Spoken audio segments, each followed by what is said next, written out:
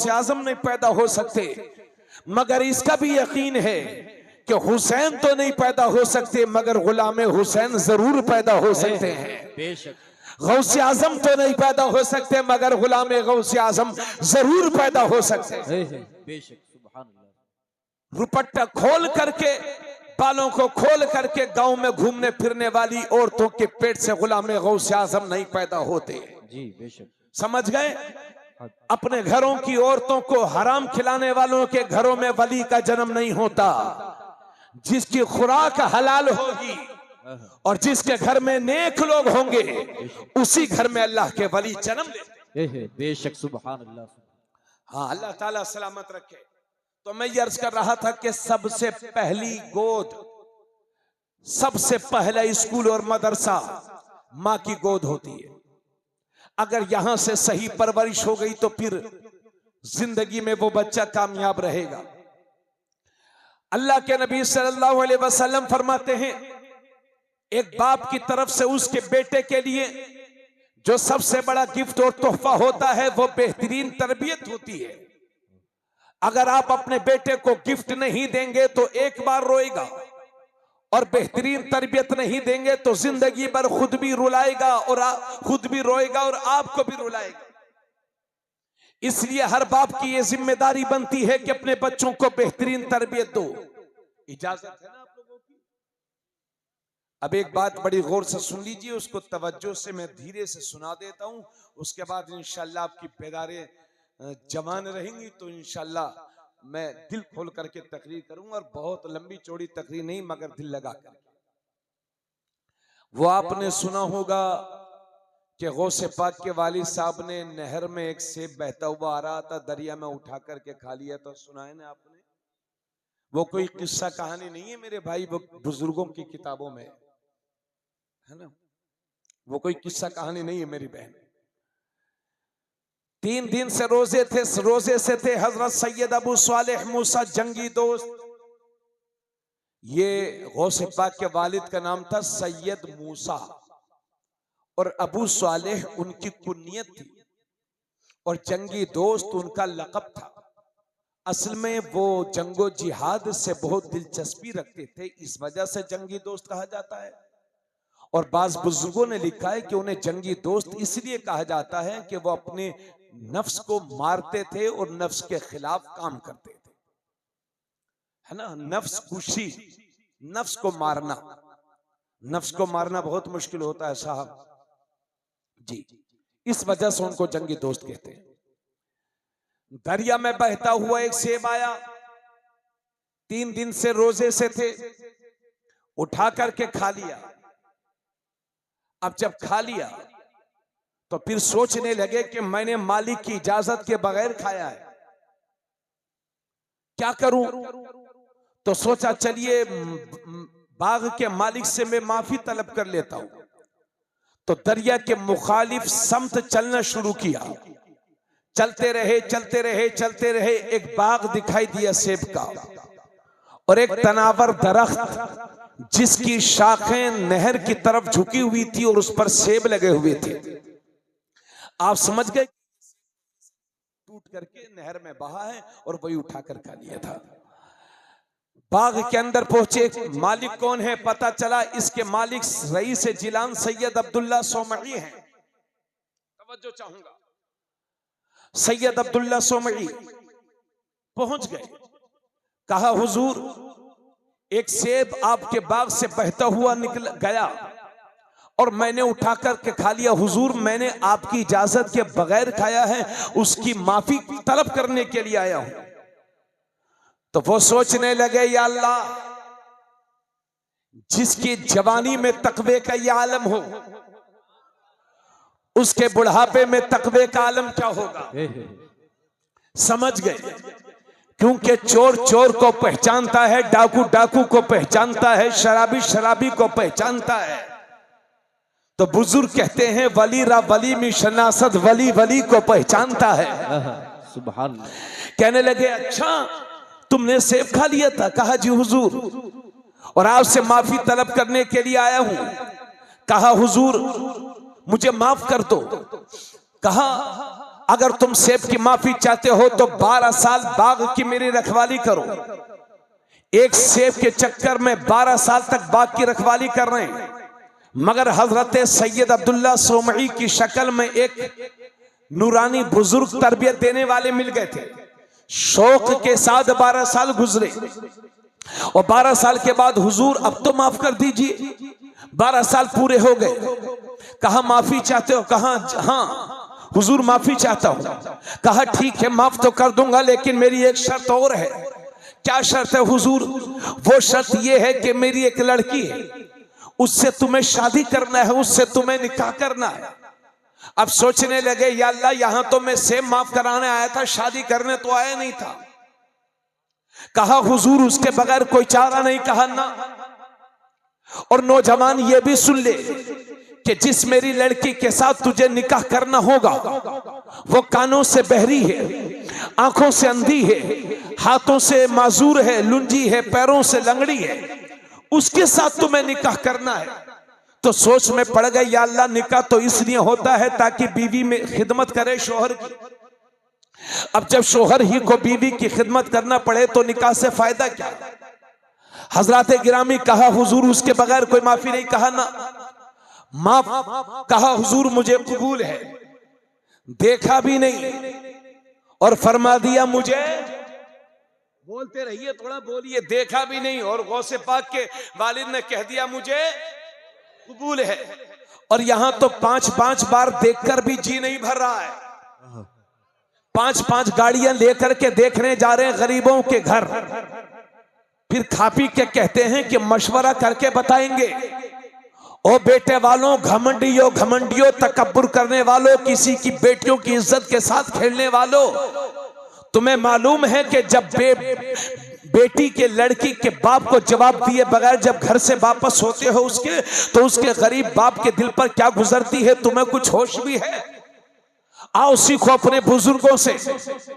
कहा हुजूर ठीक है। निकाह हो गया और जब निकाह के बाद पहली बार हुजरे में गए, सलाम किया, अस्सलाम वालेकुम, पलट के जवाब मिला वालेकुम अस्सलाम, तो क्या देखते हैं कि ऐसी हसीना बैठी है कि जिसके हुस्न को देखकर चांद भी शर्मिंदा हो जाए। ऐसी हसीना बैठी है। उल्टे पांव वापस आ गए। कहा गलती से एक सेब खा लिया था तो इतना भूखत रहा हूं, अगर गलती से किसी दूसरे कमरे में शामिल हो गया तो क्या होगा? हजरत गिरामी तवज्जो फरमाइएगा। उल्टे पांव वापस हो गए और कहा हुजूर वो लड़की तो वो नहीं है, वो तो बहुत प्यारी लड़की है। हुजूर मैंने सलाम किया तो उसने जवाब दिया हुजूर इसके तो पैर भी सलामत हैं, उसके तो हाथ भी सलामत हैं, उसके तो कान भी सलामत हैं। हुजूर वो तो बोल भी रही है, वो तो सुन भी रही है, वो तो देख भी रही है, वो तो चलने के काबिल भी है। हुजूर उसके आज़ाद तो बिल्कुल सही सलामत हैं। हुजूर क्या वही मेरी बीबी है? तो सैयद गौसे पाक के वालिद नाना जान फरमाते हैं सैयद अब्दुल्ला सोमई कि हाँ नौजवान तुझे मुबारक हो, वही तेरी बीवी है और उसी के साथ तेरा निकाह हुआ है। और सुन, मैंने अपनी बेटी को नाबीना इसलिए कहा था कि जब से मेरी बेटी बालिगा हुई है उस वक्त से लेकर आज तक मेरी बेटी ने अपनी इन आंखों से किसी गैर महरम को देखा नहीं है। और मैंने अपनी बेटी को बहरी इसलिए कहा था कि मेरी बेटी ने शरीयत के खिलाफ एक जुमला नहीं सुना है। और मैंने अपनी बेटी को लंगड़ी इसलिए कहा था कि मेरी बेटी ने शरीयत के खिलाफ एक कदम नहीं उठाया है। और मैंने अपनी बेटी को हाथों से माजूर इसलिए कहा था कि मेरी बेटी ने शरीयत के खिलाफ कोई काम नहीं किया है। जब मां ऐसी होती है और जब बाप ऐसे होते हैं, जब दोनों मिलते हैं तो उस घर में गौसे आजम का जन्म। जिंदाबाद जिंदाबाद, नारे तकबीर, नारे रिसालत, आमदे हुजूर हसाने मिल्लत, फैजाने मसौली शरीफ, जानशीने सरकारे मसौली, वारिसे जुब्बाए मौलाए कायनात, आमदे हुजूर हसाने मिल्लत, जिंदाबाद जिंदाबाद, सुभान अल्लाह। मां ऐसी, बाप ऐसे, तब फल बेटा गौसे आज़म। अब जरा मैं चिढ़ाने के लिए नहीं कह रहा हूं, अब जरा हम अपने मुआशरे पर गौर करें। मुसलमानों के घरों में बढ़ती हुई बेपर्दगी, खास तौर से शादी बियाह के मौके पर हमारी बहन बेटियां, हमारे कौम की औरतें बनाओ सिंगार करके इस्लामी वक़ार और हया की जो धज्जियां उड़ाती हैं वो नाकाबिले बयान है। अगर हजरत मौलाना शफी साहब अगर मस्जिद से कहें कि बहनों पर्दा किया करो, तो ये हमारी बहनें अपने उलमा ही का मजाक उड़ाने लगती हैं। कितने केस ऐसे हो रहे हैं कि पूरी कौम को शर्मिंदा होना पड़ता है। सुन मेरी बहन, और अभी मैंने थोड़ी देर पहले आपको बताया था कि मेरे नबी की आमद से पहले बेटियों के मर्डर होते थे, बेटियों के कत्ल होते थे। और जब मेरे नबी दुनिया में तशरीफ ले आए, मेरे कहने का मतलब यह है कि मेरी बहनों, अगर इस कायनात में सबसे बढ़कर अगर तुम पर किसी ने एहसान किया है तो वो मेरे पैगंबर की जात है। आज नारे लगते हैं बेटी पढ़ाओ बेटी बचाओ, नारी को सम्मान दो, लेकिन हालत यह है कि लोग कहते कुछ और हैं और करते कुछ और हैं। पूरी तवज्जो के साथ मेरी बहन मेरी बात सुनना, पैगंबर इस्लाम का वो एहसान सुन लो जो मदीने वाले ने तुम पर किया है। तिरमिजी शरीफ की हदीस है, गौर से सुनिएगा। तिरमिजी शरीफ की हदीस है, जिल्द सानी है। अल्लाह के नबी सल्लल्लाहु अलैहि वसल्लम फरमाते हैं, मन कानत लहू सलासु बनात औ सलासु अखवात औ इब्नतान औ उख्तान फअहसन सुहबतहुन्ना वत्तक़ल्लाह फीहिन्ना फलहुल जन्ना। अल्लाह के नबी सल्लल्लाहु अलैहि वसल्लम फरमाते हैं कि अल्लाह ने जिसे 3 बेटियां दी हैं, या 3 बहनें दी, या 2 बेटियां दी, या 2 बहनें दी, और उसने अपनी बेटियों के साथ या बहनों के साथ अच्छा सलूक किया, उनके हुकूक अदा कर दिए, उनकी परवरिश कर दी, उनके हुकूक के बारे में अल्लाह से डरता रहा, फलहुल जन्ना, तो उस शख्स के लिए जन्नत है। अल्लाह के नबी सल्लल्लाहु अलैहि वसल्लम फरमाते हैं, मन इब्तुलिया बिशैइन मिनल बनात फसबरा अलैहिन्ना कुन्ना लहू हिजाबम मिनन नार। हुजूर फरमाते हैं कि अल्लाह ने जिसे बेटियां दी और उसने अपनी बेटियों पर सब्र किया, तो उसकी यही बेटियां क़यामत के दिन अपने बाप के लिए जहन्नम से पर्दा बन जाएंगी।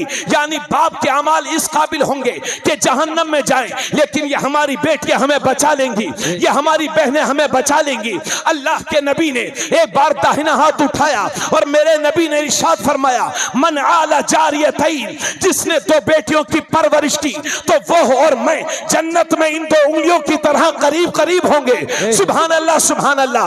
अल्लाह के नबी फरमाते हैं कि जब भी कोई चीज खाने पीने की लाया करो तो पहले अपने बेटों को नहीं बल्कि अपनी बेटियों को दिया करो। यह है पैगंबर इस्लाम का एहसान, यह है पैगंबर इस्लाम की इज्जत जो उन्होंने तुम्हें दी है। और अभी तकरीबन 1 साल पहले मैंने किसी अखबार में पढ़ा था कि भारत का सुप्रीम कोर्ट यह कहता है कि बाप की जायदाद में जिस तरह से उसके बेटों का हक है, इसी तरह से उसकी बेटियों का भी हक है। कुर्बान हो जाओ अपने नबी पर कि भारत का सुप्रीम कोर्ट जो बात आज कह रहा है वही बात 1400 साल पहले मदीने के दारुल हुकूमत से तुम्हारे नबी दुनिया को बता रहे हैं और फरमा रहे हैं कि बाप की जायदाद में जिस तरह से उसके बेटों का हक है, इसी तरह से उसकी बेटियों का भी हक है। जिंदाबाद जिंदाबाद, नारे तकबीर, नारे रिसालत, जश्ने गौसुल वरा, फैजाने मसौली शरीफ, आमदे हुजूर हसाने मिल्लत। जिंदाबाद जिंदाबाद, सुभान अल्लाह। आप देते हैं बेटियों का हक? कोई देता है बेटियों का हक? और मियां ये बेटियां ही हैं। मैं तो अखबार पढ़ता रहता हूं और मैं अक्सर जगहों पर जाकर के जलसे वालों से ये पूछता हूं कि यहां आबादी कितनी है, यहां मस्जिदें कितनी हैं, यहां सुन्नी कितने हैं, और वहां की जमीनी परेशानियां पूछने की कोशिश करता हूं।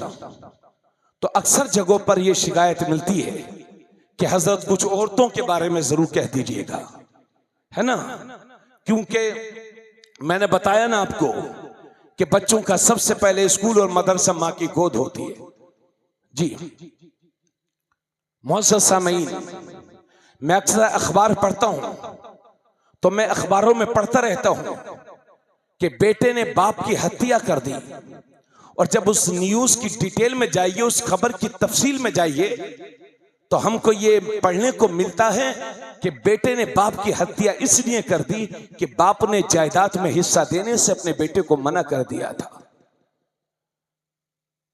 अगर बेटे को जायदाद में हिस्सा ना दो तो बेटा कितना भी खतरनाक कदम उठा ले, मगर ये बेटियां ही हैं जो जायदाद में हिस्सा लिए बगैर निकाह के बाद रोते हुए अपने बाप से गले लग करके अपने घरों को रवाना हो जाती है। क्या बेटियों का हक देते हैं आप? कौन दे रहा है मियां हक? और जहेज की नई नई रस्में हमने बना ली। आजकल शादी ब्याह सही मानों में पूछिए, मंगनी, ये मंगनी क्या चीज है भाई? पहले जितने में शादी हो जाती थी उतने में आजकल मंगनी नहीं होती। मंगनी की रस्म और हल्दी हमारे बुजुर्ग लगाते थे कि तिब्बी एतबार से बेहतर है, लड़के लड़की का दुल्हा दुल्हन का बदन में खूबसूरती भी आती है और वो बदन को ताकत भी फराहम करती है हल्दी। मगर अब हल्दी को भी रस्म बना लिया, जिस दिन हल्दी का दिन है तो पूरा घर पीले पीले कपड़े पहनेगा। ये आपने कहां से सीखा? बारात में वैसे तो लोगों के पास टाइम नहीं, आजकल हर आदमी के पास प्रॉब्लम है कि मेरे पास वक्त नहीं है, लेकिन बारात में दावत दे दो तो अल्लाह जाने लोगों के पास कहां से वक्त निकल आता है। 400 लोग, 300 लोग, 250 लोग बारात में जाएंगे, और नहीं दावत दोगे तो वो उसको बुरा भी मानते हैं। अजीब रस्में बना रखी हैं। और निकाह के बाद दुल्हा की सलामी, और दुल्हा की सलामी तो चलिए बाद में हमने देखा, और हम कई शादियों में, कुछ शादियों में हम भी जाते हैं, तो नई नई जवान जवान लड़कियां फूल लेकर के, प्लेट में फूल लेकर के खड़ी होंगी और वो बारातियों के इस्तकबाल करेंगी। खबरदार, इन रस्मों को खत्म कर दो और हुजूर की शरीयत पर मजबूती से कायम हो जाओ, वरना इससे भी भयानक नताइज भुगतने के लिए तैयार रहिएगा। क्या तुम्हारा इस्लाम तुम्हें इजाजत देता है? और ऐसी बेगैरत बाप मर क्यों नहीं जाता जो अपनी जवान बेटियों को, उन बारातियों का, नौजवान लड़कों का इस्तेमाल करने के लिए वहां पर खड़ा करता है? कैसी तरबियत देते हैं आप लोग अपनी बेटियों को? क्या ये इस्लामी तरीके हैं? क्या हमारे हुजूर ने हमें यही तालीम दी थी? शायद आपके यहां ऐसा नहीं होता हो, लेकिन मैं देख रहा हूं कि बहुत सारी जगहों पर यह भी शुरू हो गया है। सलामी के नाम पर दुल्हा मियां के साथ 2 4 5 लफंगे बैठेंगे और उनके मुंह में मिठाई डाली जाएगी। बहन बस कर, तू फातिमा ज़हरा की कनीज है, अपनी हैसियत को समझ। उस फातिमा की कनीज है कि जब पुलसिरात से गुजरेंगी फातिमा तो बातिने अर्श से निदा आएगी कि महशर वालों गर्दनें झुका लो, इसलिए कि 70,000 हूरों के जुर्मुट में सैयदा फातिमा ज़हरा का गुजर होने वाला है। सुभान अल्लाह। वो फातिमा कि जिन्होंने मौत के वक्त वसीयत की थी कि लोगों मेरे जनाजे को दिन में न उठाना, रात में उठाना, कहीं ऐसा ना हो कि मेरा जनाजा दिन में उठे तो मेरे जनाजे पर किसी अजनबी मर्द की नजर पड़ जाए। वो फातिमा, अल्लाह अल्लाह, क्या उस फातिमा की तालीम पर मेरी बहन तुम अमल कर रही हो? सिर्फ फातिमा नाम रखने से काम नहीं चलेगा, उनकी किताबे जिंदगी का मुताला करो। आज अगर किसी की 3 बेटियां जवान हैं तो बाप बेटियों से मुंह छुपा छुपा करके रात में रोने पर मजबूर है, क्योंकि जहेज के भिखारी घर के दरवाजे पर खड़े हुए हैं। और ए जहेज के भिखारियों, जिस जबान को तुम ससुराल के आगे फैलाते हो और जिन हाथों को ससुराल के आगे दराज करते हो, काश रातों में उठ उठ करके उन्हीं हाथों को अपने रब के हुजूर फैला दो, उसी जबान को अपने रब के हुजूर खोल दो, तो मेरा रब इतना देगा कि तुम्हारी नस्लों से भी गरीबी का खात्मा हो जाएगा। बेशक। मेरी बात समझ में आ रही है? इसलिए मैं अपने नौजवानों से गुजारिश करूंगा कि खुदा के वास्ते बेटियों वालों से जहेज की फरमाइश मत करना।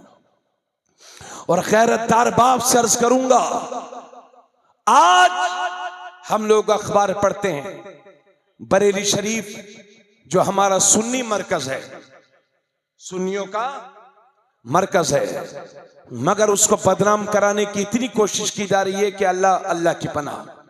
आए दिन अखबार में आता है कि बरेली शरीफ में एक लड़की ये हो गई वो हो गई। अगर कौम की एक बेटी भागी है तो यह मत समझना कि उसकी भागी है। अगर कौम की एक बेटी भागी है तो समझना पूरी कौम की इज्जत का जनाजा निकला। बोलो मुझे बताओ कि अगर कोई हमारी एक बेटी अगर ऐसी जगह चली जाती है कि उसका ईमान भी खत्म हो जाता है तो आपको तकलीफ होती है कि नहीं? बोलो भाई बोलो, आपको तकलीफ में दिल नहीं लग रहा क्या? पूरी तवज्जो के साथ सुनिए। और सही वक्त पर मैंने हदीस शरीफ में पढ़ा है, नबी करीम सल्लल्लाहु अलैहि वसल्लम फरमाते हैं, जिसके बच्चे जवान हो गए और उसने सही वक्त पर अपने बच्चों की शादी नहीं की और उनसे गुनाह सरजद हो गया, तो जितना गुनाह जानी और जानिया को मिलेगा उतना ही गुनाह उसके उस बाप को मिलेगा कि जिसने सही वक्त पर अपनी जिम्मेदारी को निभाया नहीं था। इसलिए मेरे दोस्त, बच्चे जवान हो जाएं तो उनकी शादी करने में ताखीर ना करो। शादी मेरे नबी की सुन्नत है। हुजूर फरमाते हैं ये मेरी सुन्नत है और जिसने मेरी सुन्नत से मुंह फेरा वो हम में से नहीं है। और शादी फितरत के ऐन मुताबिक है। बच्चे बड़े हो जाएं, बालिग हो जाएं तो सही वक्त पर उनकी शादी कर दो। अब नौकरी लग जाए, अब बंगला बन जाए, अब ये हो जाए वो हो जाए, कहीं ऐसा ना हो कि इंतजार करते करते कब्र में चले जाएं। इसलिए ये सब चक्कर मत पाड़ो। अल्लाह रब्बुल इज्जत का हुक्म है कि निकाह की बरकत से अल्लाह गिना अता फरमाता है, अल्लाह मालदारी अता फरमाता है। कितने लोग इसी मजमे में ऐसे होंगे कि जो शादी से पहले गरीब थे लेकिन शादी के बाद अल्लाह ने उन पर बरकतों का नुज़ूल फरमाया और उनके गरीबी का खात्मा हो गया। तो मैं ये अर्ज कर रहा था कि शादी को शादी करो। और मैं आपसे पूछूं कि सबसे बेहतरीन शादी कौन सी है, तो आप कहेंगे कि हजरत सबसे बेहतरीन शादी वो है कि जिसमें 5-10 लाख रुपया खर्च हो। सबसे बेहतरीन शादी वो है कि जिसमें 10 तरह के खाने हो। सबसे बेहतरीन शादी वो है जिसमें 4 पहिया जहेज में दी गई हो। यह आपकी और हमारी घटिया सोच है।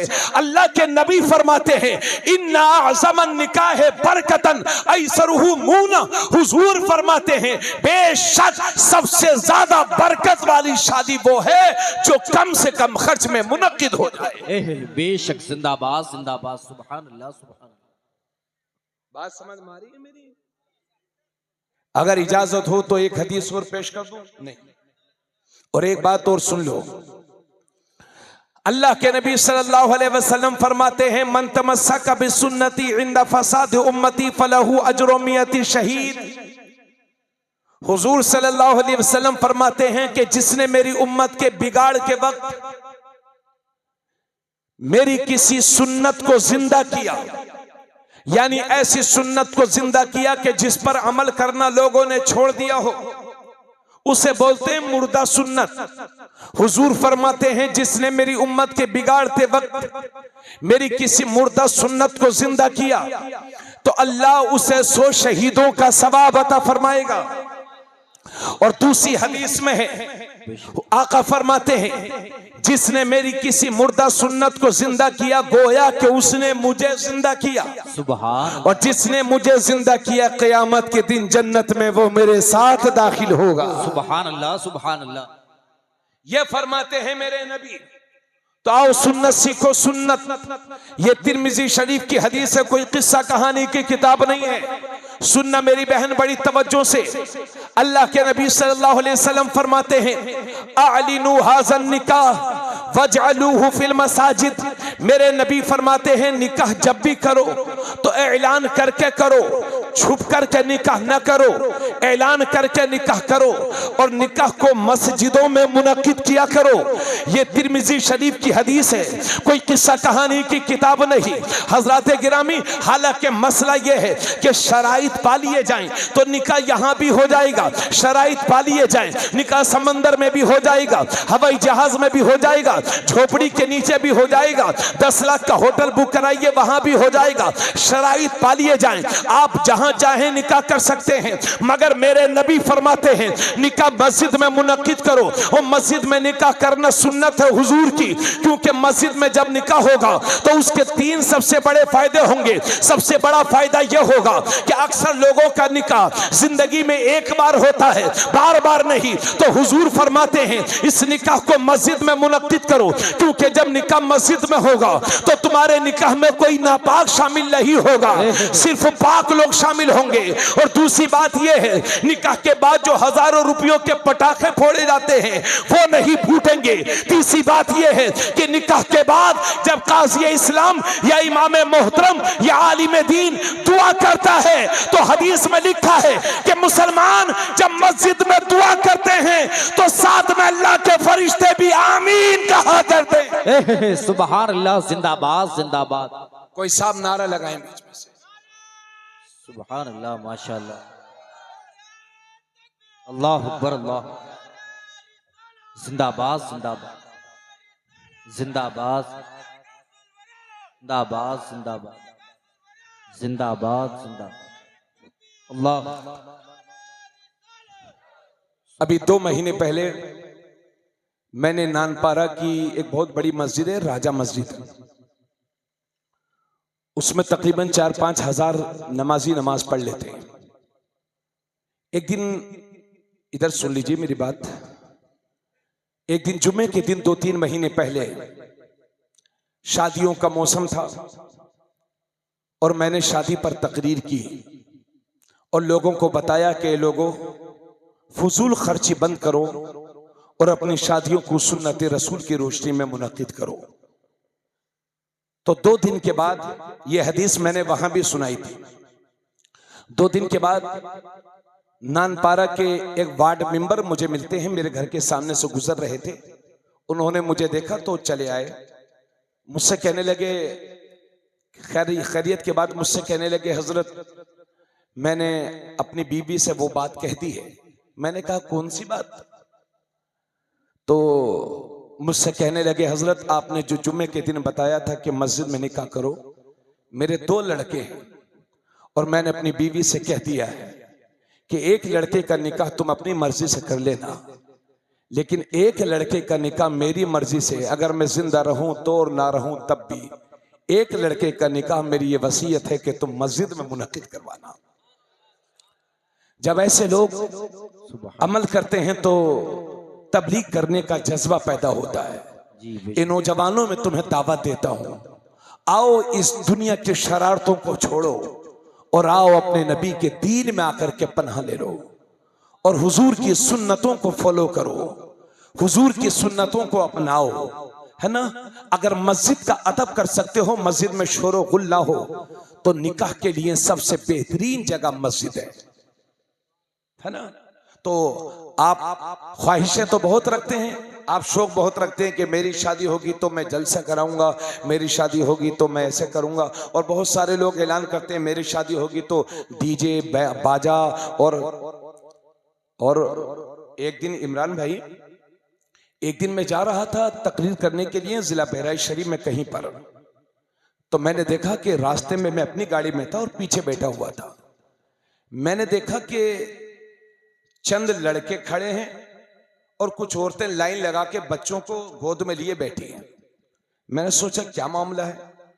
जब मैं करीब गया तो मैंने देखा कि एक स्टेज लगा है और उस पर बेहया लड़कियां उस पर नाच रही हैं। जवान लड़कियां बेहयाई को फरोग दे रही हैं वहां पर, और वो लोग सब खड़े हुए थे। एक जमाना वो था कि औरतें शर्माती थी, मगर मेरी हैरत की इंतहा न रही कि औरत छोटे छोटे बच्चों को लेकर के बेहयाई को वहां देख रही है।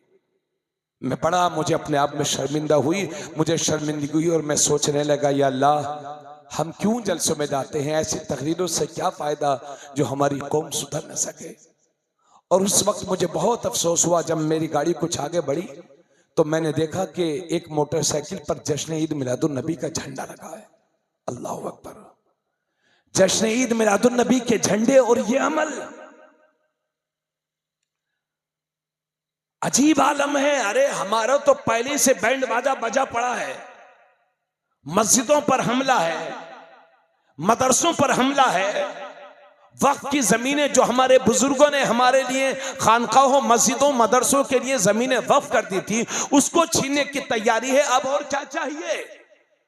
ऐसे आलम में भी अगर ढोल बाजे और डीजे बाजे के चक्कर में तुम पड़ते रहे तो हमारी आने वाली नस्लों का क्या होगा? और ये जमीनें बेच बेच के जहेज देने वालों, आज जमीनें बेच बेच करके दमादों की ख्वाहिश पूरी कर दोगे, लेकिन क्या तुम्हारे घर में अब कभी लड़की नहीं पैदा होगी? हो सकता है कि कल 5 नवासियां हो, 5 पोतियां हो, और फिर महंगाई भी बढ़ जाएगी, जमीनें भी बिक जाएंगी, तब क्या करोगे? इसलिए अभी वक्त है, देर है, अंधेर नहीं है। उठो, जागो और हुजूर की सुन्नतों को फॉलो करो। और बेटों वालों, तुम ये सोचते हो कि मेरी लड़की की शादी हुई थी तो 10 लाख रुपए खर्च किया था, अब मेरी बेटी की शादी, अब मेरे लड़के की शादी होगी तो समझी के 20 लाख खर्च करवाऊंगा। अरे अल्लाह के बंदे, तू आज किसी के लिए अच्छा सोच, कल मेरा रब तेरे लिए कोई अच्छा सोचने वाला पैदा फरमा देगा। जी बेशक, सुभान। दिल को शादा करो। बोलो यार मेरी बातें समझ में आ रही है कि नहीं आ रही है ना? नतीजा यह होता है कि सही वक्त पर हमारी बच्चों की शादी नहीं होती। ए बाबू सुन लो बेटा, सही वक्त पर हमारी बच्चों की शादी नहीं होती और वो कदम उठा लेती हैं जिसके बारे में उसका बाप भी सोच नहीं सकता, और ईमान भी खतरे में पड़ जाता है। गैरों के साथ भागने में भी शर्म नहीं आती उन्हें, नफ्स सबके पास है। इसलिए अपनी बेटियों का इम्तिहान ना लो, सही वक्त पर उनकी शादी कर दो और शादियों को निहायत सस्ता कर दो। क्या तुम लोगों को ये अच्छी बात है कि मैं तकरीर कर रहा हूं, आप वो बातें कर रहे हैं? ऐसा मत करो बाबू, गलत बात है। तकरीर कोई खेल तमाशा नहीं है, बहुत मेहनत से तकरीर होती है। मैं कोशिश कर रहा हूं कि कोई पैगाम कौम तक पहुंच जाए। तो मैं नौजवानों तुम्हें दावत देता हूं कि शादियों को बगैर जहेज के फरमाइश के करो, कम से कम बाराती ले जाओ। बाज का खानदान बड़ा होता है, बाज लोगों का खानदान छोटा होता है। 200 जाने वाले हों 100 ले जाओ, 100 जाने वाले हों 50 ले जाओ, 50 जाने वाले हों 25 ले जाओ। किसी तरह से खाने की फरमाइश ना करो, क्योंकि कोई भी आदमी ये नहीं चाहता कि मेरे घर पे आया हुआ कोई भी आदमी मेरे घर से खुश होकर के ना जाए। किसी की गुर्बत का इम्तिहान ना लो, शादियों को निहायत सस्ता कर दो कि सही वक्त पर हमारे कौम की बेटियों की शादी हो जाए। बात मेरी समझ में आई कि नहीं आप हजरात को? तो मैं आपको दावत दूंगा और मैं इमाम साहब से गुजारिश करूंगा, जो भी यहां इमाम रहे, सिर्फ हालात को सुधारना सिर्फ हमारी जिम्मेदारी नहीं है, आपकी भी जिम्मेदारी है। जो अपने घर में बैंड बाजा शादी ब्याह में डीजे बाजा करवाए उसके यहां खाना खाने मत जाइए।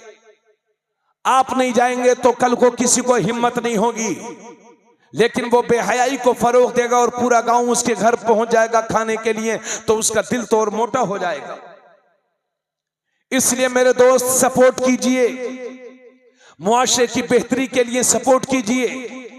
और मेरी बहनों, तुमसे इस सिलसिले में यह कहना चाहूंगा कि आज जो शादियों में बेहयाई को फरोग दिया जा रहा है, हम देखते हैं शादी ब्याह में कि सर्दियों में भाई साहब तो जैकेट पहने हुए हैं, मगर ये औरतें आधी आधी आस्तीन के कपड़े पहनी हैं।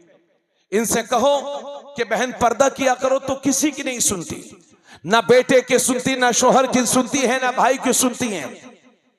ए मेरी बहन, सीखो अपने नेक अल्लाह की नेक बंदियों से। और एक बात यहां पर कह करके मैं आगे बढ़ना चाहता हूं, इजाजत है आप लोगों की? पिछले 3 साल से अपने मुल्क में हिजाब का मैटर चल रहा है। कितने साल से भाई? आप लोग पढ़ते हैं कि नहीं? हिजाब हिजाब हिजाब। कर्नाटक से ये मैटर शुरू हुआ। हमारी कुछ बच्चियां सर पे छोटा सा कपड़ा डाल करके स्कूलों को जाया करती थीं। उसे हिजाब कहते हैं, हालांकि हिजाब ये एक अरबिक लफ्ज है जिसका माना होता है इस्लामी पर्दा। तो वो जो आजकल की लड़कियां छोटे से कपड़े को, बालों को ढक लेती हैं, वो हिजाब तो हो सकता है मगर शरई हिजाब वो नहीं है। मगर वहां के शरपसंदों को इतना भी बर्दाश्त नहीं हुआ और वहां हंगामा शुरू किया और यह मैटर कर्नाटक से उठा और पूरे मुल्क में फैल गया। मीडिया पूरी दुनिया को बता रही थी कि कुरान और हदीस में हिजाब का कोई जिक्र नहीं है, यह मुसलमानों का आपसी कल्चर है। कुरान में अल्लाह का हुक्म नहीं है कि मुसलमान औरतें पर्दा करें। यह मैटर हाई कोर्ट में पहुंचा और हाई कोर्ट से सुप्रीम कोर्ट में पहुंचा। कर्नाटक में स्कूलों पर गेट पर बोर्ड लगा दिए गए कि हमारे यहां हिजाब वाली बच्चियां नहीं पढ़ सकती। हंगामा शुरू हुआ। हजरात निहायत तवज्जो के साथ सुनिएगा। उसी मौके पर मैं कर्नाटक गया हुआ था जब हिजाब का मैटर पूरा गरमाया हुआ था। मैंने 1.5 घंटे कुरान और हदीस की रोशनी में तकरीर की। 1.5 घंटा तकरीर करने के बाद मैंने उनसे कहा था, ए लोगों, इस नाजुक वक्त में शरीयत पर मजबूती के साथ कायम रहना, खुदा की रहमत तुम्हारा साथ देगी। अल्लाह का शुक्र है, मैं इस साल फिर जनवरी में कर्नाटक गया तो मैंने देखा कि वहां सत्ता परिवर्तन हो चुका है, वहां हालात बदल चुके हैं। और जिन स्कूलों के गेट पर लिखा हुआ था कि हमारे यहां हिजाब वाली बच्चियां नहीं पढ़ सकती, उन्हीं स्कूलों के गेट पर लिखा हुआ है हमारे यहां हिजाब वाली बच्चियां पढ़ सकती हैं। और जो मंत्री कर्नाटक में सबसे ज्यादा हिजाब के मैटर पर नाटक कर रहा था, अल्लाह ने उतना जलील फरमा दिया कि पूरे कर्नाटक में मुंह दिखाने के काबिल नहीं रह गया। बस यही तो आपसे कह रहा हूं, मेरी कौम मायूस ना हो, शिकर हौसलों को हौसले मत तोड़ो, मायूस ना हो, फिक्र ना करो, ये बादल हैं, छट जाएंगे। इस्लाम का उजाला सुबह क़यामत तक बाकी रहेगा। मेरी कौम, तू अपना रास्ता सीधा कर ले। अगर रास्ते में पत्थर भी होंगे तो अल्लाह मोम बना देगा, कांटे भी होंगे तो फूल बना देगा। नारे तकबीर, नारे रिसालत, मसलके आला हजरत, जश्न गौसुल वरा, आमदे हुजूर हसाने मिल्लत, फैजाने मसौली शरीफ, जिंदाबाद जिंदाबाद, सुभान अल्लाह। अजीब हाल बना रखा है औरतों ने। खेतों पे जाएंगी, पूरे गांव में घूमेंगी, और जिसकी उम्र 50-60 साल हो गई औरतों की, इधर देखिए इधर, तो वो समझती हैं कि हम तो बूढ़ी हो गई हैं, हमारे लिए पर्दा ही नहीं है। मजारों पे जाएंगी, चादर चढ़ाने जाएंगी, मन्नत है, और फिर नारा लगेगा मसलक के आला हजरत। आला हजरत से किसी ने पूछा कि हुजूर, औरतों का मजार शरीफ पर जाना जायज है कि नाजायज? तो आला हजरत फरमाते हैं, ये मत पूछो कि जायज है कि नाजायज, बल्कि ये पूछो कि औरत जब घर से मजार के लिए निकलती है तो अल्लाह की कितनी लानतें बरसती हैं उस औरत पर, और जब तक वापस नहीं आ जाती अल्लाह की लानतें बरसती रहती हैं। आप लोग अपनी घरों की औरतों को अजमेर शरीफ भेजते हो, एक ही बस में मर्द हैं और एक ही बस में औरतें हैं, और ये समझ रहे हो कि ख्वाजा गरीब नवाज खुश होंगे। अल्लाह की कसम, तुम्हारे हमारे इस अमल से ख्वाजा गरीब नवाज कभी खुश नहीं हो सकते। तो मसला क्या आला हजरत ये है कि औरतों को मजार शरीफ पर जाना हराम। अजीब आलम है हमारी माँ बहनों का, बेसब्री का ऐसा मुजाहरा करती हैं कि अगर घर में किसी का इंतकाल हो जाए तो बेटी अलग रो रही है, पोती अलग रो रही है, बहन अलग रो रही है, बहू अलग रो रही है, माँ अलग रो रही है, और सीना खुला हुआ है, बाल खुले हुए हैं, लोग आ रहे हैं और देख रहे हैं। एक तो जनाजा ये लेटा हुआ है और ये बेहयाई के कई जनाजे इधर उधर पड़े हुए हैं, सीना खुला हुआ है, बाल खुले हुए हैं, लोग आ रहे हैं और देख रहे हैं। इन्हें कुछ पता ही नहीं, पर्दे का कोई ख्याल नहीं, इज्जत का कोई ख्याल नहीं। आओ सीखो मेरे नबी की सहाबिया से, नाम है उनका उम्मे खल्लाद। उनका जवान बेटा मेरे नबी के साथ जंग में गया हुआ था और वो वहीं पर शहीद हो गए। और जब वो शहीद हो गए तो उनकी माँ को पता चला कि मेरा बेटा शहीद हो गया है, तो पूरे पर्दे के साथ, पूरे इस्लामी वकार के साथ, पूरे हिजाब के साथ हुजूर की बारगाह में पहुंची। शिकायत करने नहीं गई थी, बल्कि अपने बेटे के ताल्लुक से कोई मसला पूछने गई थी। सहाबा ने देखा कि मकतूल की माँ आई है, शहीद की माँ आई है और उनका बेटा इंतकाल कर चुका है, फिर भी पूरे पर्दे के साथ आई है, पूरे हिजाब के साथ आई है, पूरे इस्लामी वकार के साथ आई है। तो एक सहाबी बोले, उम्मे खल्लाद, तेरे जवान बेटे की लाश पड़ी हुई है और तूने इस हालत में भी पर्दा कर रखा है। तो उम्मे खल्लाद के तारीखी जुमले सुनिए, फरमाती हैं, ए मेरे नबी के सहाबा, मैंने बेटा ही तो खोया है, हया थोड़ी खोई है। जिंदाबाद जिंदाबाद। बेटा खोया है, क्या फरमाती हैं, मैंने बेटा खोया है, हया थोड़ी खोई है। ये है नबी की सहाबिया कि उनका जवान बेटा जंग में शहीद हो गया था, फिर भी उन्होंने अपने पर्दे से कोई सौदा नहीं किया था। मेरे नबी सल्लल्लाहु अलैहि वसल्लम तशरीफ फरमाए, ये तिरमिजी शरीफ में हदीस है। अल्लाह के नबी तशरीफ फरमाए और मेरे नबी की दो बीवियां मेरे नबी के पास में खड़ी हुई है। दो बीवियां वहीं पर हाजिर थी। सामने से एक सहाबी हैं अब्दुल्ला इब्ने मक्तूम, जो नाबीना सहाबी थे, वो हुजूर के घर की तरफ तशरीफ ला रहे हैं। तो मेरे नबी ने देखा कि अब्दुल्ला इब्ने मक्तूम आ रहे हैं, तो अपनी दोनों बीवियों से फरमाया, पर्दे में हो जाओ, आड़ कर लो। अब्दुल्ला इब्ने मक्तूम आ रहे हैं, पर्दा कर लो। तो हजरत उम्मे सलमा से रहा ना गया, अर्ज करती हैं, या रसूल अल्लाह, ये अब्दुल्ला इब्ने मक्तूम ही तो हैं, ये तो नाबीना हैं, ये हमें देख थोड़ी रहे हैं। तो अल्लाह के नबी फरमाते हैं, उम्मे सलमा, अगर ये तुम्हें नहीं देख रहे हैं तो तुम तो इनको देख रही हो। जब मेरा नबी एक नाबीना से अपनी बीवियों को पर्दा करने का हुक्म दे रहा है, तो क्या 1400 साल के बाद की ये हमारी बहन बेटियां पर्दा नहीं करेंगी? इसलिए मेरी बहन सुन, एक होता है महरम, एक होता है गैर महरम। महरम उसे कहते हैं कि जिससे निकाह करना हमेशा के लिए हराम, जैसा कि भाई है, बेटा है, चाचा है, दादा है, बाप है, और भी है कुछ, उनसे कभी निकाह नहीं हो सकता, उन्हें कहते हैं महरम। तो महरम से पर्दा नहीं है।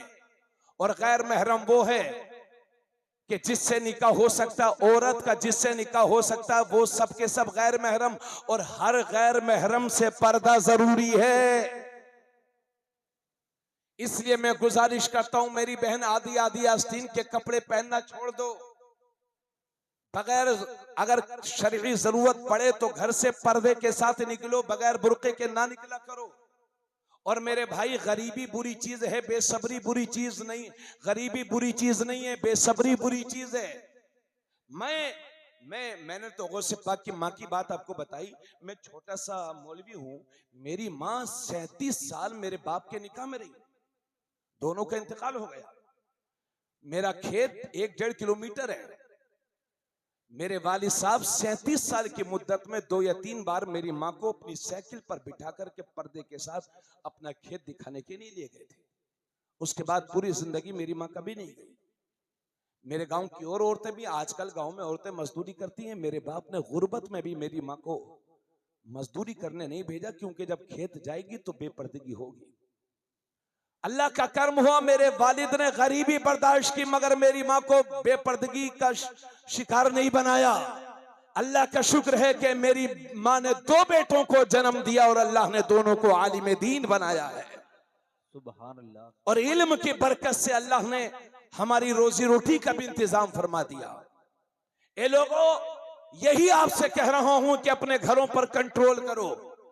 ये लंबे लंबे मोबाइल जो अपने बेटियों के हाथों में आप लोगों ने थमा रखे हैं, खुदारा आंखें बंद करके बेटियों पर एतमाद करने की जरूरत। इज्जत कीजिए, मगर शरीयत ने जो दायरा तुम्हारे लिए मुतय्यन किया है उसके अंदर अपनी बेटियों को रखिए। आप सख्ती करेंगे तो हिम्मत है औरतों की बेपर्दगी के साथ घर निकल जाएं। 10 मुहर्रम के दिन इमाम हुसैन शहीद हुए और हम और आपने उनकी शहादत के दिन को मेले ठेलों का दिन बना लिया। औरतें नए नए कपड़े पहन के, बनाओ श्रृंगार करके मेलों को जाती हैं। क्या यही इमाम हुसैन ने तुम्हें और हमें पैगाम दिया है? इसलिए बाज आजा मेरी बहन, बगैर जरूरत के घर से ना निकला करो, 5 टाइम की नमाज पढ़ा करो, अपने शोहर की खिदमत किया करो, बिस्मिल्लाह पढ़ के दुरूद शरीफ पढ़ के अपने बच्चों को दूध पिलाया करो, क्योंकि उस दूध का असर होता है। और अल्लाह के नबी सल्लल्लाहु अलैहि वसल्लम फरमाते हैं, अगर अल्लाह के सिवा किसी को सजदा करना जायज होता तो मैं इन औरतों को हुक्म देता कि अपने शोहरों को सजदा करें। और मर्दों से भी फरमाया, हाँ बाज बाज मर्द ऐसे होते हैं कि वो घर के बाहर तो 2-4 आदमियों से पिट के आते हैं, मगर घर में आकर के टीपू सुल्तान बनते हैं, मारेंगे बीवियों को, बात बात पर उन्हें गालियां देंगे, उन्हें धमकाएंगे, उनके बाप नाना और भाई बहन तक पहुंच जाएंगे। एक सहाबी पूछते हैं, या रसूल अल्लाह सल्लल्लाहु अलैहि वसल्लम, अल्लाह के नबी ने एक हदीस में फरमाया कि तुम में कामिल ईमान वो है कि जिसका अखलाक अच्छा हो, और तुम में बेहतरीन इंसान, बेहतरीन मुसलमान वो है जो अपनी बीवियों के लिए नरम दिल रखता हो। बाहर वालों की 70 माफ करते हो तो घरवाली की 2-4 ही माफ कर दिया करो। कितने घर बर्बाद हो चुके हैं मियां बीवी के झगड़ों से। एक सहाबी पूछते हैं, या रसूल अल्लाह, हमारी बीवियों का हक हम पर क्या है? तो अल्लाह के नबी फरमाते हैं, तुम्हारी बीवियों का हक तुम पर यह है कि जैसा तुम खाओ वैसा उन्हें खिलाओ, जैसा तुम पहनो वैसा उन्हें पहनाओ, और अगर कहीं मारने की जरूरत पड़ जाए, शरई जरूरत पड़ जाए, तो हुजूर फरमाते अपनी बीवी के चेहरे पर ना मारो और अपनी बीवी को बुरा भला ना कहो, और घर के सिवा उन्हें कहीं तन्हा मत छोड़ो। यानी घर में तो तन्हा छोड़ सकते हो, बाकी उन्हें तन्हा कहीं ना छोड़ो, किसी न किसी के साथ भेजो। यह है मेरे रसूल का पैगाम, यह है मेरे रसूल की शरीयत। इसलिए मेरी बहन, मैं लंबी तकरीर के बाद ये रुमाल फैलाकर तुमसे भीख मांगता हूं कि सैयदा फातिमा ज़हरा का वास्ता देता हूं, तुम्हें अपनी इस्लाह कर लो, बेपर्दगी से बचो, ऐसे रुपट्टे से परहेज करो जिससे तुम्हारी बेपर्दगी हो, पाक रहो, साफ रहो, पर्दे में रहो, नमाज पंजगाना का एहतमाम करो, अपनी औलाद को नेक बनाओ। अल्लाह के नबी फरमाते हैं, लोगों अपनी औलाद को 3 चीजें सिखाओ। अपनी औलाद को अपने नबी की मोहब्बत सिखाओ, अपनी औलाद को अहले बैत सादात की मोहब्बत सिखाओ, अपनी औलाद को कुरान करीम की तिलावत करना सिखाओ। तो मेरी बहन, अपने बच्चों को कलमा सिखाया कर, अपने बच्चों को हुजूर की मोहब्बत सिखाया कर, अपने बच्चों को अहले बैत की मोहब्बत सिखाया कर, नेक बन जा, क्योंकि जब माँ नेक होती है तभी तो बेटा भी नेक होता है। माँ जब नमाजी होती है तो बेटा भी नमाजी होता है। क्या तुमने नहीं देखा कि जब माँ नमाज पढ़ती है तो छोटा सा बच्चा भी माँ के करीब में खड़े होकर के सजदा करता है, क्योंकि माँ जब नमाजी होती है तो बेटा भी नमाजी होता है। माँ जब साजिदा होती है तो बेटा भी साजिद होता है। और क्लियर जुमलों में सुन लो, माँ जब नेक होती है तो बेटा बरेली का ताजुश शरिया होता है। माँ जब जाहिदा होती है तो बेटा मुफ्ती आजम होता है। माँ जब परहेजगार होती है तो बेटा आला हजरत होता है। माँ जब मुत्तकिया होती है तो बेटा सरकार मसूली होता है। माँ जब नेक होती है तो बेटा देवा कवारी से पाक होता है। माँ जब अच्छी होती है तो बेटा दिल्ली का निजामुद्दीन होता है। माँ जब नेक होती है तो बेटा गरीब नवाज होता है। माँ जब उम्मुल खैर होती है तो बेटा गौसे आजम होता है। और माँ जब फातिमा होती है तो बेटा हुसैन।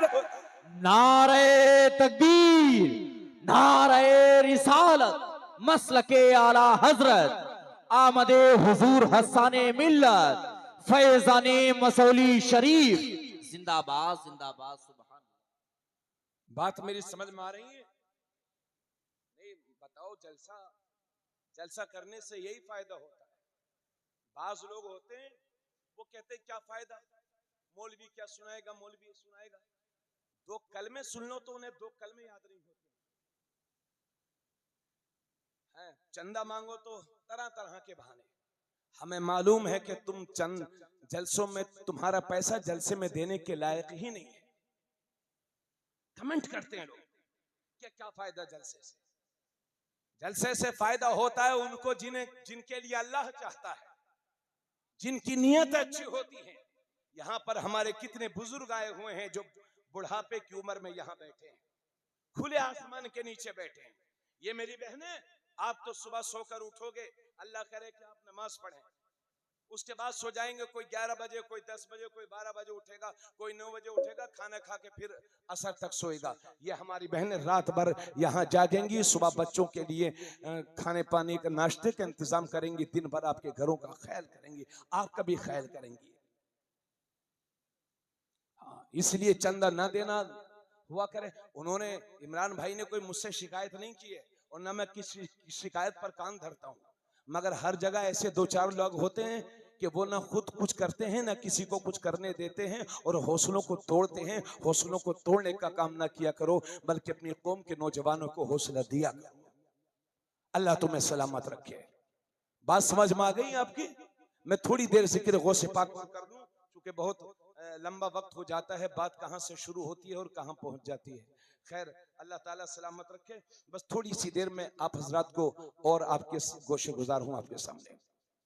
सरकार गौसे पाक, इधर देखिए, एक दिन जंगल में गए तो जंगल में एक किसान अपने बैल को लेकर के जा रहा था। तो बैल के पीछे पीछे हो लिए। बैल समझते हैं ना, बैल है, अरे वो जानवर जो होता है, हाँ, बाज आदमी भी। हाँ, तो एक किसान बैल लेकर के जा रहा था और गौसे पाक अपनी नौजवानी की उम्र में बैल के पीछे पीछे हो रही है। इधर देखिए, बैल के पीछे पीछे हो रही है। अचानक से बैल ने अपने चेहरे को फेरा और पलट के इंसानी जबान में बैल बोला कि अब्दुल कादिर, तुम्हें कारोबार करने के लिए नहीं पैदा किया गया है और ना इसलिए पैदा किया गया है कि किसी बैल का पीछा करो।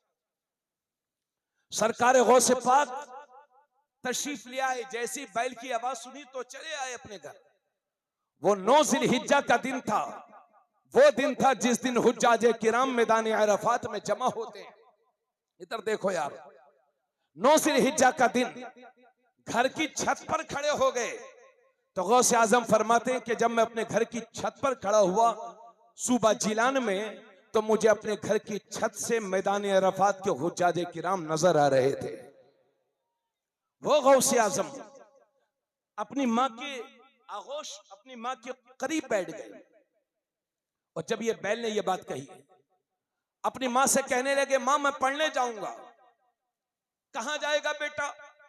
माँ बगदाद शरीफ जाऊंगा। अच्छा। और जिस वक्त गौसे आजम अपनी माँ से इजाजत मांग रहे हैं तो गौसे पाक की उम्र है 18 साल और माँ की उम्र है 78 साल। और गौसे पाक के नाना जान भी दुनिया से तशरीफ ले गए और वालिद मोहतरम सैयद अबू सालेह मूसा जंगी दोस्त भी दुनिया से तशरीफ ले गए।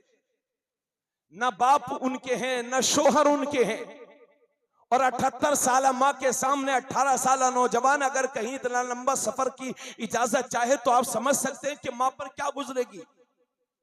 रोने लगी। फरमाती है, बेटा मैं तुम्हें कतई इजाजत नहीं देती, मगर बात हुजूर की शरीयत को सीखने की है।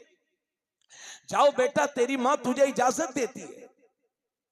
और 40 दीनार, 80 दीनार जो आपके वालिद मोहतरम छोड़ करके गए थे, फरमाती है बेटा 40 दीनार में तेरी गुदड़ी में सिल देती हूं और 40 दीनार तेरे छोटे भाई अबू अहमद अब्दुल्ला के होते हैं।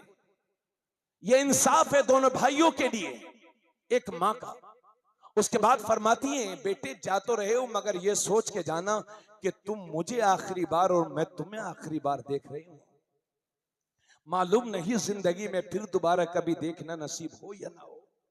और यह बात सच है कि फिर गौसे आजम की अपनी मां से मुलाकात नहीं हो पाई। ऐसे आलम में, और जिलान से बगदाद तकरीबन 600-700 किलोमीटर दूर, और आज की तरह आमद और रफ्त के जराए नहीं थे कि फ्लाइट में बैठिए 2 घंटे में कहीं से कहीं पहुंच जाइए। उबड़ खाबड़ रास्ते, वो दौर डाकुओं वाला दौर था। डाकू लूट लिया करते थे, लोग हमला कर दिया करते थे। एक माँ अपने बेटे को भेज रही है और फरमाती है, बेटे मेरी आखिरी नसीहत सुन ले। मेरे बेटे जिंदगी के किसी भी मोड़ पर, चाहे कितने भी खतरनाक वक्त तुम पर आ जाए, मेरा बेटा जिंदगी में तुम कभी झूठ मत बोलना। बोलो बोलो, क्या हुआ, थक गए? चलिए आओ, अब कोई मत उठना, थोड़ी देर बैठो यार, माहौल खराब मत करो। आप भी अपने बेटों को नसीहत किया करो कि बेटे झूठ ना बोला करो। सफर जारी, बगदाद शरीफ पहुंचे, रास्ते में डाकुओं ने हमला कर दिया, बड़ा मशहूर है। तो एक डाकू आया, कहा क्या है, कहा 40 दिनार। कहा अच्छा। डाकुओं के सरदार अहमद बदवी से कहा कि साहब एक बच्चा है, नौजवान है, कहता है मेरे पास 40 दिनार है। तो हंसने लगे सब। फिर डाकुओं को सरदार आया, कहा नौजवान क्या है तुम्हारे पास? कहा 40 दिनार के। वाकई कि हाँ, कि कहाँ है? तो सदरी खोल करके दिखा दी। अहमद बदवी के पैरों तले जमीन खिसक गई, अश्क जारी हो गए। कहा नौजवान हम तो डाकू हैं, लोग हमसे माल छुपाते हैं, तूने डाकुओं के दरमियान सच बोलने की हिम्मत कहां से की? तो गौसे आजम फरमाते हैं जब मैं चला था तो मेरी माँ ने कहा था बेटा कभी जिंदगी में झूठ मत बोलना। क्या 40 दीनार की खातिर मैं अपनी माँ से किया हुआ वादा तोड़ दूं? डाकुओं के सरदार की आंखों में आंसू आ गए, सोचने लगे या अल्लाह, ये अपने माँ से किया हुआ वादा नहीं तोड़ता और हम खुदा से किया हुआ वादा तोड़ रहे हैं।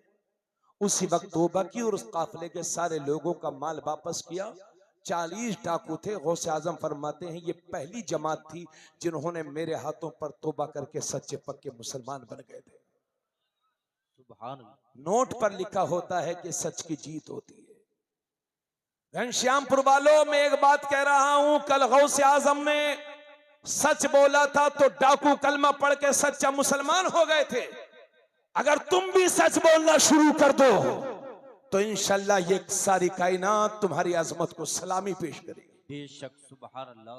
मगर इतने इतने बड़े झूठे हैं लोग, इल्जाम नहीं लगा रहा हूं मगर बिल्कुल सच्ची बात है। बाज लोग तो इतने बड़े झूठे कि उन्हें झूठ बोलते हुए शर्म ही नहीं आती। और बाज लोग गालियों गांव में इतने बड़े गालीबाज होते हैं कि जब तक सुबह से उठ करके उन्होंने 500 गाली देनी कि 600, इसका कोई पता ही नहीं है। छोटे से बच्चे से पानी भी मंगवाएंगे तो कहेंगे ए इधर आ, गाली देंगे, चल पानी लेकर। ये हमारे लोगों के हाल है।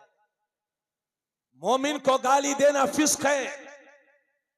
अल्लाह के नबी सल्लल्लाहु अलैहि वसल्लम फरमाते हैं जो झूठ बोलता है तो रहमत का फरिश्ता उसके मुंह से, जो बंदा झूठ बोलता है उसके मुंह से इतनी बदबू निकलती है कि रहमत का फरिश्ता 40 मील दूर चला जाता है। फिर वो झूठ बोलता है, फिर वो फरिश्ता 40 मील दूर चला जाता है। इसलिए लोगों, गौसे आजम की मां ने अपने बच्चे को सच बोलने की नसीहत की थी। ए मेरी माओ, आप भी गौसे आजम की मां के इस अंदाज को अपनाइए और अपने बेटों को सच बोलने की तलकीन क्या कीजिए। गौसे आजम पहुंचे बगदाद शरीफ तो 8 साल तक मुसलसल पढ़ते रहे। कितने साल? आप परेशान हैं क्या? हाँ बस खत्म कर रहे हैं, बहुत लंबा वक्त हमने ले लिया। 8 साल तक पढ़ते रहे और कभी कभी 40-40 दिन तक 40-40 दिन तक न गौसे पाक कुछ खाते थे न पीते थे।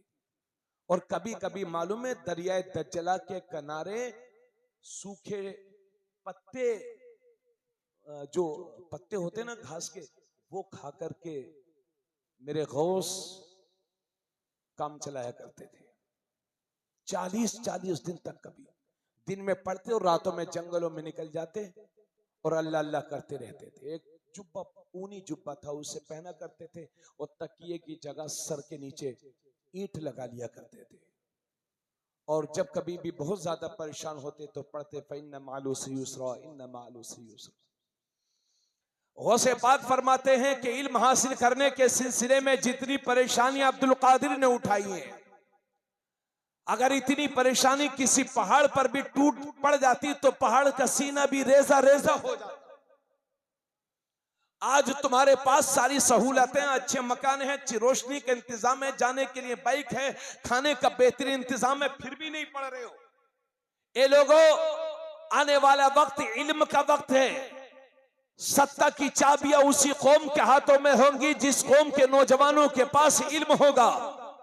इसलिए ख्वाबे गफलत के शिकार लोगों, अगर तुम ये चाहते हो कि तुम्हारी नस्लें इस मुल्क में राज करें और हमारे बच्चे इस मुल्क में इज्जत की जिंदगी जिए, तो शादियों को सस्ती करो और जरूरत के मुताबिक घर बनाओ और अपनी हैसियत से बढ़ करके अपने बच्चों को पढ़ाओ और लिखाओ, क्योंकि जमाने में तूती उसी की बोलती है जिस कौम के नौजवानों के हाथ में कलम और किताब होती है। बेशक बेशक, सुभान अल्लाह। बेदार हो जाओ, सोते हुए मत रहो, सिर्फ हंसी चकल्लस मजाक में अपना वक्त मत गुजारो।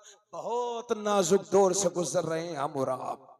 अगर इस वक्त भी संभलने की कोशिश नहीं की तो आने वाला वक्त हमारे लिए और भी डेंजर हो जाएगा। ये मैं आपको डरा नहीं रहा हूं, ये ऐसी सच्चाई है जिसका आप इनकार नहीं कर सकते। समझ गए? और ये भी याद रखिए, पढ़ाइए, खूब पढ़ाइए, मगर ये भी याद रखिए कि सारी यूनिवर्सिटीज, दुनिया के सारे स्कूल्स, दुनिया के सारे कॉलेजेस और दुनिया की सारी यूनिवर्सिटीज ये डिग्री होल्डर बनाती हैं और कुरान बेहतरीन इंसान बनाता है। जी बेशक। इसलिए सब कुछ पढ़ाइए मगर अपने बच्चों को कुरान जरूर पढ़ाइए। समझ गए? 8 साल तक गौसे आजम पढ़ते रहे। 18 साल की उम्र में बगदाद शरीफ पहुंचे थे और 8 साल की उम्र में 8 साल वहां पढ़े। 26 साल की उम्र में गौसे पाक फारिग हो गए। इधर देख लीजिए, तवज्जो के साथ सुन लीजिए जल्दी जल्दी।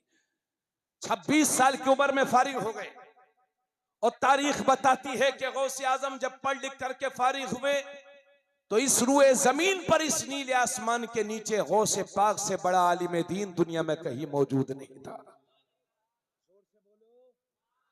जोर से बोलिए सुभान अल्लाह। सोना जंगल रात अंधेरी छाई बदली काली है, सोने वालों जागते रहियो, चोरों की रखवाली है। इतने बड़े आलिम 26 साल की उम्र में पढ़ लिख कर फारिग हो गए मगर तकरीर नहीं करते थे। 25 साल तक बगदाद शरीफ के जंगलों में टहलते रहे, अल्लाह अल्लाह करते रहे, मारिफत इलाही में फिरते रहे, घूमते रहे। जब उम्र 50 साल या 51 साल हो गई, बड़ी मजेदार बात है, तवज्जो सुन लीजिएगा, तकरीर नहीं करते थे। एक दिन नमाज जोहर से पहले मेरे गौसे आजम आराम फरमा रहे हैं, सो रहे हैं। किस्मत जागी, ख्वाब में मेरे नबी तशरीफ लाए, सुभान अल्लाह, और फरमाया, बेटा अब्दुल कादिर, तुम तकरीर क्यों नहीं करते? तबलीग करो, वाज़ो नसीहत करो, लोगों को दीन की दावत दो। तो गौसे पाक अर्ज करते हैं, चूंकि गौसे पाक ईरान में पैदा हुए थे और ईरान में फारसी बोली जाती है, जिन मुल्कों में अरबी बोली जाती है उस सारे हिस्से को अरब कहते हैं, और जिन मुल्कों में अरबी के सिवा कोई दूसरी जबान बोली जाती है दुनिया के उस सारे हिस्से को अजम कहते हैं। तो गौसे आजम अर्ज करते हैं, मेरे सरकार, ये अरब, ये इराक के फुसहाओं बुलगा, मैं इनके दरमियान तकरीर कैसे कर सकूंगा?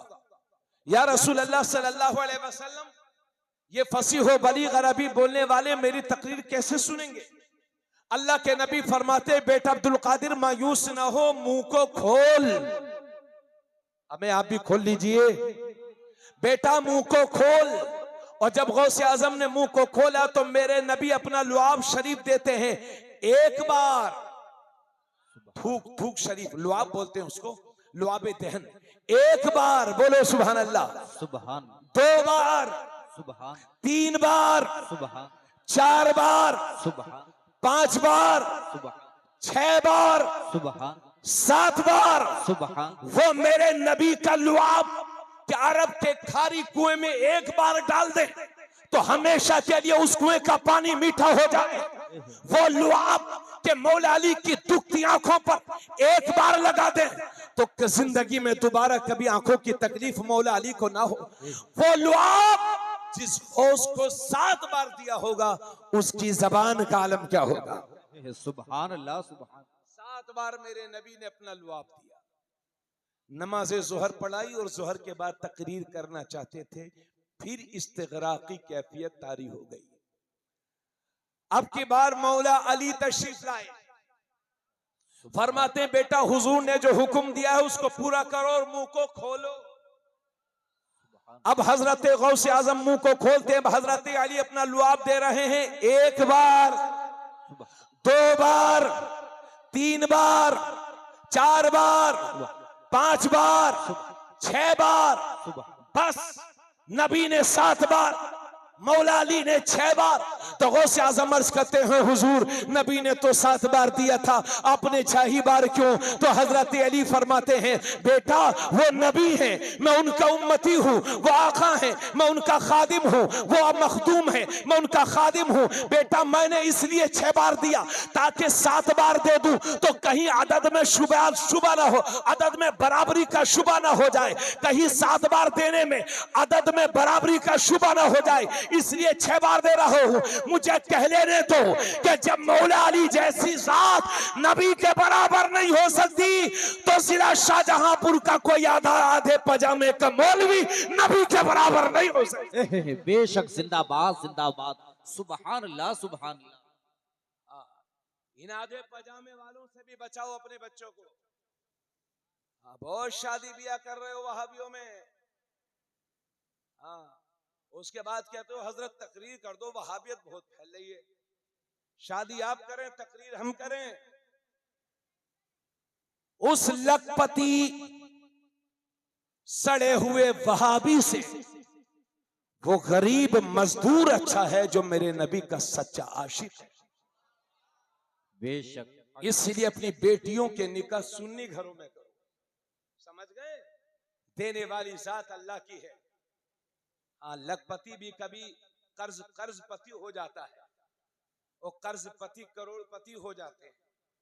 नियत अच्छी रखो, तुम्हारी नियत जैसी होगी। जब आपने ठान लिया कि मुझे सुन्नी के यहाँ करनी है तो फिर इंशाल्लाह वहाबियों के रिश्ते नहीं आएंगे आपके यहाँ। और जब आपकी नियत में ही खोट है तो जैसी नियत वैसा काम। तवज्जो चाहूंगा। उसके बाद मेरे गौस ने जब तकरीर करना शुरू की तो 70 हजार का मजमा होता था। आज अगर मैं 700 लोगों के दरमियान तकरीर कर रहा हूं तो मुझे साउंड चाहिए, साउंड के बगैर तकरीर नहीं कर सकता।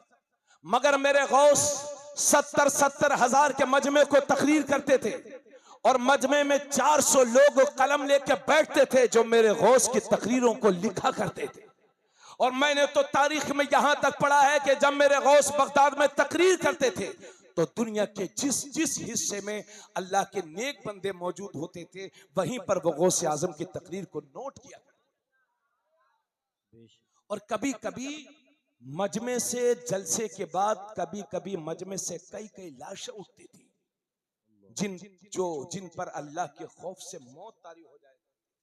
सुने भाई आप लोग, है ना? कई लाशें उठा करती थी।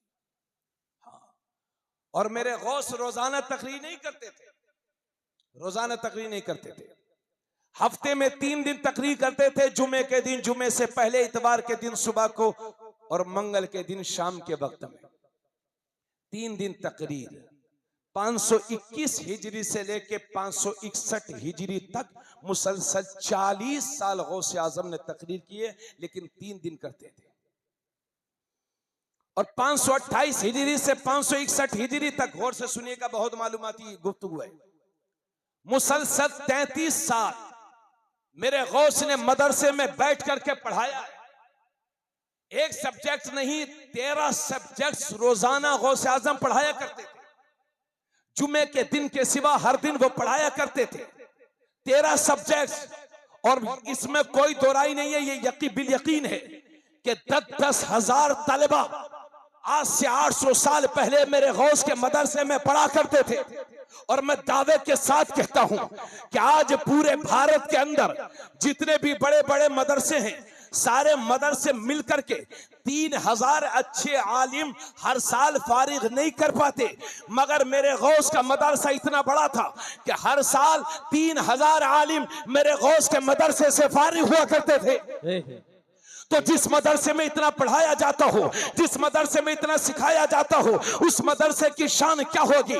यही वजह है कि जब बगदाद में ताउन फैलने लगा, लोग मरने लगे, लोग बीमार होने लगे, तो अहले बगदाद आ गए और अर्ज करते हैं हुजूर हम बड़े परेशान हैं, बीमारी फैल गई है, हमारे कंधे जनाजे उठाते उठाते थक गए हैं, हुजूर बगदाद वालों पर रहम कर दीजिए, निगाह करम डाल दीजिए, हुजूर लोग मर रहे हैं, बीमारी फैल गई है। तो मेरे गौस फरमाते हैं कि बगदाद वालों से कह दो कि जो कोई बीमार हो तो वह अब्दुल कादिर के मदरसे के कुएं के पानी को पी ले, अल्लाह उसे शिफा दे देगा।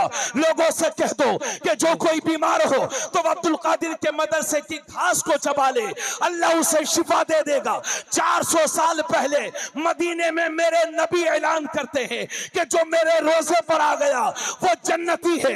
400 साल के बाद बगदाद में मेरे नबी का बेटा अब्दुल कादिर ऐलान करता है कि जो मेरे मदरसे के रास्ते से गुजर गया अल्लाह उसे जन्नती बना दे। जिंदाबाद जिंदाबाद, सुभान अल्लाह सुभान अल्लाह। समझ गया? ये इमरान बाबू गए हैं बगदाद शरीफ, माशाल्लाह। हुजूर भी तशरीफ ले गए। गौसे पाक का जो मदरसा है, फरमाया था जो इस रास्ते से गुजर जाएगा वो जन्नती हो जाएगा। बोलो सुभान अल्लाह। बात समझ में आ रही है मेरे दोस्त के नहीं? तो 3000 आलिम हर साल फारिग होते थे। जब उस 33 पर उसको टोटल कीजिए, तकरीबन 1 लाख आलिम मेरे गौस ने अपने मदरसे से फारिग किए। और सुनो, घनश्यामपुर की जो मस्जिद में अजान हो रही है, ये सदका है मेरे गौस की मेहनतों का। बोलो सुभान अल्लाह। बिल्कुल आखिरी मरहले में है तकरीर। मेरे गौस फरमाते हैं कि अगर मेरी जबान पर शरीयत की लगाम ना होती तो मैं लोगों को बताता कि घर से क्या खा करके आए हैं, क्या पी करके आए हैं। फरमाते हैं लोगों, तुम मेरे सामने बिल्कुल शीशे की बोतल की तरह हो, जिसके अंदर कभी दिखता है, जिसके बाहर कभी दिखता है। मेरे गौस फरमाते हैं कि जिस तरह से यह आसमान जमीन पर साया किए हुए है, इसी तरह से अब्दुल कादिर का यह हाथ अपने मानने वालों के सरों पर है। गौस आजम फरमाते हैं कि मेरा अल्लाह से यह वादा है कि जब तक मेरा चाहने वाला, मेरी 11वीं करने वाला, मेरे सिलसिले का मुरीद जब तक तौबा नहीं कर लेगा, अल्लाह उसे मौत नहीं अता फरमाएगा।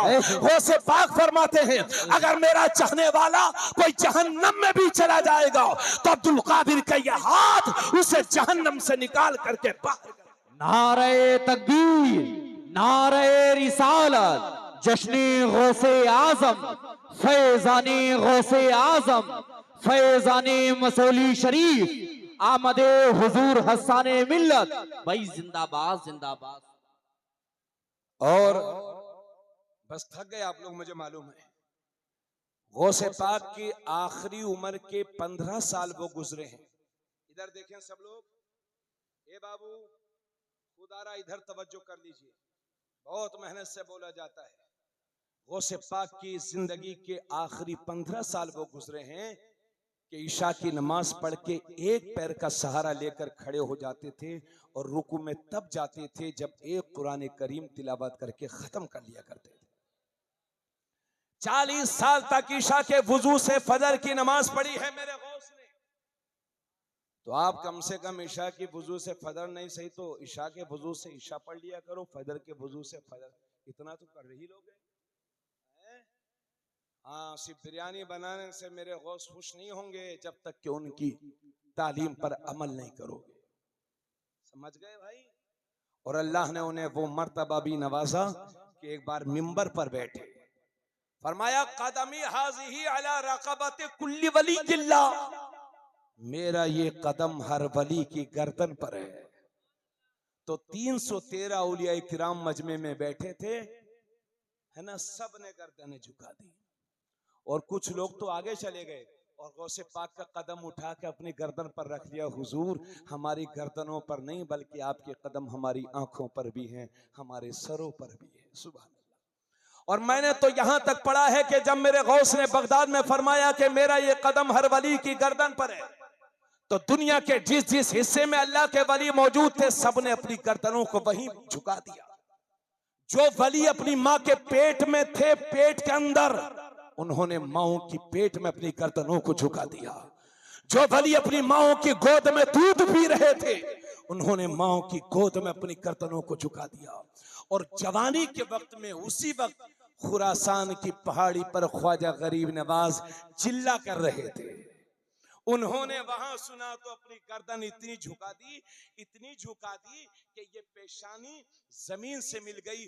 और मेरे ख्वाजा बोले, मेरे गौस, आपका कदम मोइनुद्दीन की आंखों पर भी है, मोइनुद्दीन के सर पर भी है। जब गौसे आजम ने ये आजिज़ी मुलाहजा की तो वहीं से फरमाया कि गयासुद्दीन का बेटा मोइनुद्दीन गर्दन झुकाने में बाजी मार ले गया है, इसके बदले में उसे हिंदुस्तान की हुकूमत अता की जाए। वो हैं यार अपने गौसे पाक, है ना। हाँ, बाज लोग कहते हैं सहाबा, अरे भाई सहाबा, वाह माशाल्लाह। अगर कोई एक सहाबी 11 बजे ईमान लाया हुजूर पर और 12 बजे उस सहाबी का इंतकाल हो गया, तो दुनिया के सारे अख्ताब, सारे औलिया जो सहाबा के अलावा हैं, सारे लोगों का मर्तबा एक तरफ और उस सहाबी का मर्तबा एक तरफ। समझ गए? क्योंकि वली इबादत से बनते हैं और सहाबी हुजूर के चेहरे की जियारत से बनते हैं। मगर जब 4वीं सदी में दीन बहुत कमजोर हो गया था तो अल्लाह ने ईरान की जमीन पर गौसे आजम को पैदा फरमाया और उनके जरिए से दीन को फिर से जिंदा किया। समझ गए? आज इसलिए गौसे आजम को याद किया जाता है। और ये मेरी तकरीर का रिजल्ट है, रिजल्ट सुन लो, उसके बाद आप मुरीद होंगे इंशाल्लाह, अपने घरों को रवाना होंगे। एक मौका वो भी आया, मजेदार है बिल्कुल, फिर आपको कह रहा हूं कि मजेदार है, तवज्जो सुन लीजिए। बगदाद शरीफ की मार्केट में है गौसे आजम और जामे मस्जिद में जा रहे हैं। और दिन जब जाते थे तो लोगों की भीड़ लग जाती थी, जैसा भी हजरत तशरीफ लाए तो माशाल्लाह। और ये हजरत का ऐसा नहीं है कि सिर्फ घनश्यामपुर वालों ने इस्तकबाल किया हो, माशाल्लाह जहां जाते हैं 150 लोग, मसूली शरीफ में रहे तो वहां भी 150, हर जगह माशाल्लाह। जहां मेरे सरकारे मसूली का शहजादा खड़ा है, दीवानों की भीड़ वहीं जमा है। अल्लाह का शुक्र है, बड़ी माशाल्लाह, बड़ी इज्जत अल्लाह ने नवाजी। पूरे मुल्क से दावत आती है। यहाँ पर हजरत का एहसान है कि आपकी दावत को कबूल फरमाकर इस बस्ती में हजरत कदम रंजा हुए यहाँ पर तशरीफ लाए। ये आपकी खुशनसीबी है कि आपने हजरत को बुलाया। अब मैं पैसे तो उठाते ही रहते हो, बहुत बहुत बड़े शौक पूरे कर लिए जिंदगी में, कब हजरत को बुलाया करो, सादात इकराम को बुलाया करो और उन सादात को बुलाया करो कि जो इमाम अहमद रजा के नजरिया से मेल खाते हो। जी, इसका ख्याल रखिएगा। तो गौसे आजम जा रहे हैं बगदाद जामे मस्जिद की तरफ, तो और दिन जब जाते तो भीड़ हो जाती थी, साथ में खलीफा भी हैं। लेकिन आज जब जा रहे हैं तो ना कोई देख रहा है, ना कोई मसला पूछ रहा है। अब मैं गौसे पाक की तरफ लोग देख भी नहीं रहे। मस्जिद में पहुंचे, तन्हा खड़े हैं। अब आपके खलीफा बड़े हैरान के साहब, और दिन तो बड़े जलवे थे साहब, आज तो कोई देख भी नहीं रहा हमारे हजरत की तरफ। तो अर्ज करते हैं हुजूर, आज तो कोई देख भी नहीं रहा। मुस्कुराए मेरे गौस, जैसे ही लब खुले चारों तरफ से लोग दौड़ दौड़ करके आने लगे। कोई मुसाफहा कर रहा है, कोई मसला पूछ रहा है, कोई चेहरे की ज़ियारत कर रहा है, कोई दस्तबोसी, कोई कदम बोसी।